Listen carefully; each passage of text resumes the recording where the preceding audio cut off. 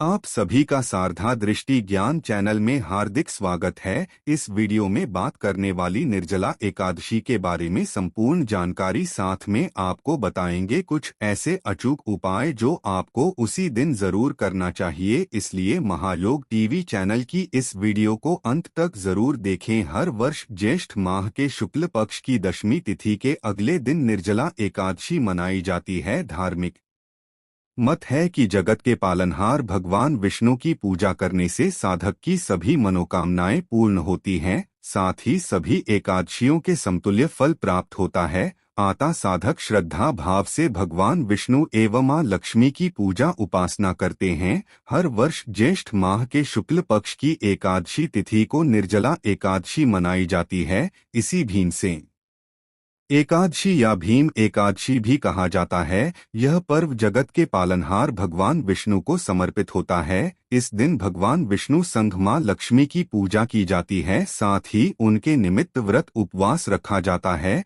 सनातन शास्त्रों में निहित है कि निर्जला एकादशी के दिन जल ग्रहण करने की भी मनाही है। हालांकि शारीरिक रूप से असक्षम साधक फल और जल ग्रहण कर सकते हैं। इस व्रत के पुण्य प्रताप से साधक को सभी एकादशियों से प्राप्त होने वाले फल के समतुल्य व्रत फल प्राप्त होता है। साथ ही साधक पर भगवान विष्णु की विशेष कृपा बरसती है। महाभारत काल में गदाधारी भीम ने निर्जला एकादशी व्रत किया था। आइए निर्जला एकादशी के बारे में सब कुछ जानते हैं। शुभ मुहूर्त ज्योतिषियों की माने तो माह के शुक्ल पक्ष की एकादशी तिथि 17 जून को प्रातः काल 04:43 पर शुरू होगी और अगले दिन यानी 18 जून को सुबह 06:40 पर समाप्त होगी। कब मनाई जाएगी निर्जला एकादशी? सनातन धर्म में उद्या तिथि मान है। इस प्रकार 18 जून को निर्जला एकादशी मनाई जाएगी। वैष्णव समाज के लोग भी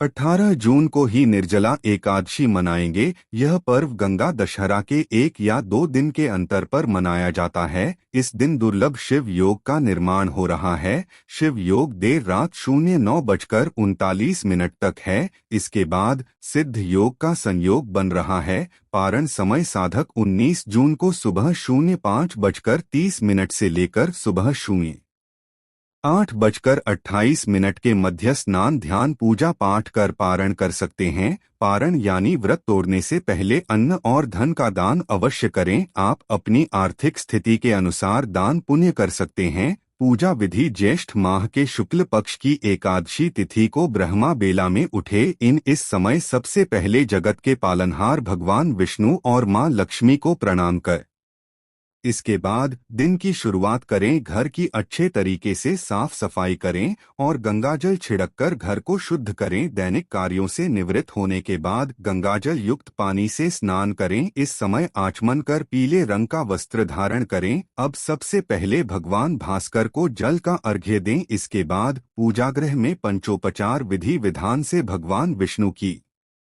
पूजा करें। भगवान विष्णु को पीले रंग का फूल, फल, वस्त्र आदि चीजें अर्पित करें। पूजा के समय विष्णु चालीसा का पाठ और मंत्रों का जप करें। अंत में आरती अर्चना कर सुख समृद्धि एवं आरोग्य जीवन की कामना करें। दिन भर निर्जला उपवास रखें। संध्या काल में आरती अर्चना कर फलाहार करें। चलिए जान लेते हैं हमें जरूर करना चाहिए। निर्जला एकादशी के दिन करें। पीले रंग के कपड़े का ये उपाय जरूर करें। खुल जाएंगे तरक्की के द्वार, मिलेगा प्यार का साथ, साथ में होगी हर मनोकामना पूरी। एकादशी के दिन इन उपायों को जरूर करें। अगर आप अपने घर परिवार को हर तरह के नजर दोष से बचाए रखना चाहते हैं तो आपके परिवार में जितने सदस्य हैं उतनी संख्या में गोमती कर लें। अब परिवार के सदस्यों का नाम लेते हुए उन गोमती चक्र की पूजा करें। पहली गोमती चक्र लेकर परिवार के किसी भी एक सदस्य का नाम लेते हुए उसकी विधि विधान से पूजा करें। फिर दूसरा गोमती चक्र लेकर परिवार के दूसरे सदस्य का नाम लेते हुए उसकी पूजा करें। इसी प्रकार आपके परिवार में जितने सदस्य हैं एक एक करके उनका नाम लेते हुए उतनी ही संख्या में गोमती चक्र की पूजा करें और पूजा के बाद उन सबको एक पीले रंग के कपड़े में बांधकर मंदिर में एक तरफ रख दें। अगर आप अपने पारिवारिक जीवन में खुशहाली लाना चाहते हैं तो उसके लिए निर्जला एकादशी के दिन श्री हरि को चंदन का तिलक लगाएं। साथ ही भगवान विष्णु के इस मंत्र का 108 बार जप करें। मंत्र इस प्रकार है। अनिरुद्ध आई नम अपने जीवन साथी के साथ अपने रिश्ते को बेहतर और मजबूत बनाने के लिए निर्जला एकादशी के दिन भगवान श्री विष्णु की विधि पूर्वक पूजा करें। फिर उसके बाद श्री विष्णु गायत्री मंत्र का 11 बार जप करें। श्री विष्णु गायत्री मंत्र इस प्रकार है।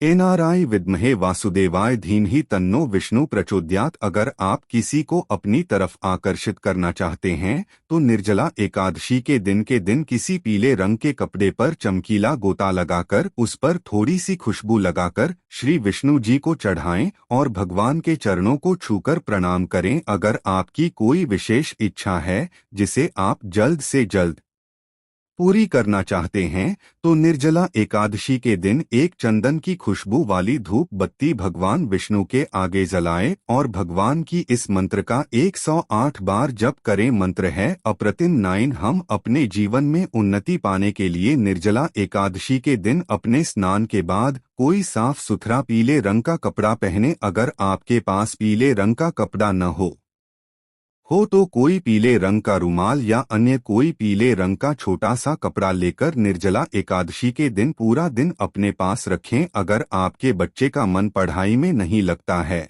और आप उसके चलते थोड़े परेशान रहते हैं तो निर्जला एकादशी के दिन थोड़ा सा अक्षत यानी कुछ दाने चावल के लेकर पहले भगवान श्री विष्णु के मस्तक पर लगाएं। फिर नमो भगवते नारायणाय बोलते हुए वही अक्षत अपने बच्चे के माथे पर भी लगाएं। अपने करियर की बेहतरी के लिए और अपने आप को एक ऊंचे मुकाम तक पहुंचाने के लिए निर्जला एकादशी के दिन भगवान विष्णु को मक्खन मिश्री का भोग लगाएं और श्री विष्णु की मूर्ति या तस्वीर के आगे बैठकर 108 बार श्री हरि का जप करें। अगर आप अपने बिजनेस में बढ़ोतरी करना चाहते हैं तो निर्जला एकादशी के दिन किसी ब्राह्मण को आदर सहित घर पर आमंत्रित कर उन्हें अच्छे से भोजन अवश्य कराएं। साथ ही अपनी इच्छानुसार कुछ दक्षिणा भी दें और उनके पैर छूकर आशीर्वाद लें। अपने दाम्पत्य जीवन में खुशहाली और मधुरता लाने के लिए निर्जला एकादशी के दिन स्नान आदि से निवृत्त होकर भगवान विष्णु की विधि पूर्वक पूजा करें और भगवान की इस मंत्र का 108 बार जप करें। मंत्र इस प्रकार है। संकर्षण आइटम अगर आप अपनी से ज्यादा दूसरे व्यक्ति पर जल्दी विश्वास कर लेते हैं और उनके बहकावे में आकर अपना ही काम भी कर लेते हैं तो ऐसी स्थिति से बचने के लिए निर्जला एकादशी के दिन तुलसी के पौधे में जल डालें और दोनों हाथों को जोड़कर आशीर्वाद निर्जला एकादशी क्यों मनाई जाती है? जब वेद व्यास ने पांडवों को चारों पुरुषार्थ धर्म अर्थ काम और मोक्ष देने वाली एकादशी व्रत का संकल्प कराया था तब युधिष्ठिर ने कहा जनार्दन ज्येष्ठ मास के शुक्ल पक्ष में जो एकादशी पड़ती हो कृपया उसका वर्णन कीजिए। भगवान श्री कृष्ण ने कहा हे राजन इसका वर्णन परम धर्मात्मा मस्ती करेंगे क्योंकि यह संपूर्ण शास्त्रों के तत्वज्ञ और वेदांगों के पारंगत विद्वान हैं। तब वेद व्यास जी कहने लगे कृष्ण और शुक्ल पक्ष की एकादशी में अन्य खाना वर्जित है। द्वादशी को स्नान करके पवित्र होकर फूलों से भगवान केशव की पूजा करें। फिर पहले ब्राह्मणों को भोजन देकर अंत में स्वयं भोजन करें। यह सुनकर भीम सिंह बोले परम बुद्धिमान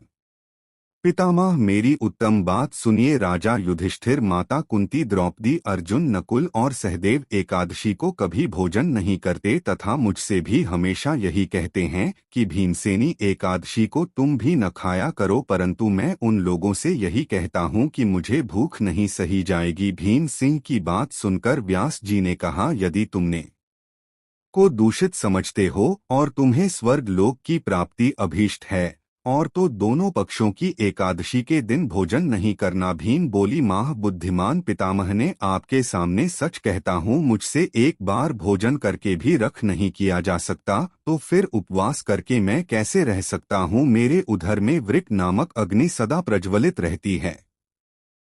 जब मैं बहुत अधिक खाता हूँ तभी या शांत होती है। इसलिए महामुनि मैं पूरे वर्ष भर में केवल एक ही उपवास कर सकता हूँ जिससे स्वर्ग की प्राप्ति सुलभ होता था जिसके करने से मैं कल्याण का भागी हो सकूँ। ऐसा कोई एक व्रत निश्चय करके बताइए मैं उसका यथोचित रूप से पालन करूँगा। व्यास जी ने कहा भी ज्येष्ठ मास में सूर्य वृष राशि पर हो या मिथुन राशि पर शुक्ल पक्ष में जो एकादशी हो उसका यत्न पूर्वक निर्जल व्रत करो। केवल कुल्ला या आचमन करने के लिए मुख में जल डाल सकते हो, उसको छोड़कर किसी प्रकार का जल विद्वान पुरुष मुख में न डालें, अन्यथा व्रत भंग हो जाता है। एकादशी को सूर्योदय से लेकर दूसरे दिन के सूर्योदय तक मनुष्य जल का त्याग करें तो यह व्रत पूर्ण होता है। इसके बाद द्वादशी को प्रभात काल में स्नान करके ब्राह्मणों को विधिपूर्वक जल और सोबर्न का दान करें। इस प्रकार सब कार्य पूरा करके जितेंद्रिय पुरुष ब्राह्मणों के साथ भोजन करें। वर्ष भर में जितनी एकादशी होती हैं, उन सबका फल इस निर्जला एकादशी से मनुष्य प्राप्त कर लेता है, इसमें तनिक भी संदेह नहीं है। शंख चक्र और गदा धारण करने वाले भगवान केशव ने मुझसे कहा था कि यदि मानव सब कुछ छोड़कर एकमात्र मेरी शरण में आ जाएं और एकादशी को निराहार रहें तो वह सब पापों से छूट जाता है। कुंती नंदन, निर्जला एकादशी के दिन श्रद्धालु स्त्री पुरुषों के लिए जो विशेषताएं और कर्तव्य भी हित हैं, उन्हें सुनो। उस दिन जल में शयन करने वाले भगवान विष्णु का पूजन और जल में थी यानी पानी में खड़ी गाय का दान करना चाहिए। सामान्य गाय या की से बनी गाय का दान भी किया जा सकता है। इस दिन दक्षिणा और कई तरह की मिठाइयों से ब्राह्मणों को संतुष्ट करना चाहिए। उनके संतुष्ट होने पर अशरीरी मोक्ष प्रदान करते हैं। जिन्होंने श्रीहरि की पूजा और रात्रि में जागरण करते हुए इस निर्जला एकादशी का व्रत किया है, उन्होंने अपने साथ ही बीती हुई 100 पीढ़ियों को और आने वाली पीढ़ियों को भगवान वासुदेव के परमधाम में पहुंचा दिया है। निर्जला एकादशी के दिन अन्न, वस्त्र, गांव, जल, श्रेणियां, सुंदर आसन, कमंडलू तथा छाता दान करनी चाहिए। जो श्रेष्ठ तथा सुपात्र ब्राह्मण को जूता दान करता है,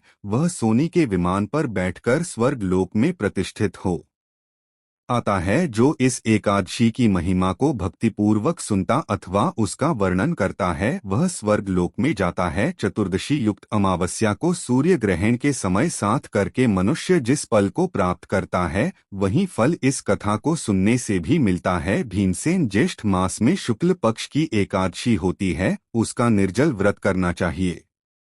श्रेष्ठ ब्राह्मणों को शक्कर के साथ चल की घड़ी दान करने चाहिए। ऐसा करने से मनुष्य भगवान विष्णु के समीप पहुंचकर आनंद का अनुभव करता है। इसके बाद द्वादशी को ब्राह्मण भोजन कराने के बाद स्वयं भोजन करें। जो इस प्रकार पूर्ण रूप से पापनाशिनी एकादशी का व्रत करता है, वह सब पापों से मुक्त हो आनंद में पद को प्राप्त होता है। यह सुनकर भी से ने भी इस शुभ एकादशी का व्रत आरंभ कर दिया।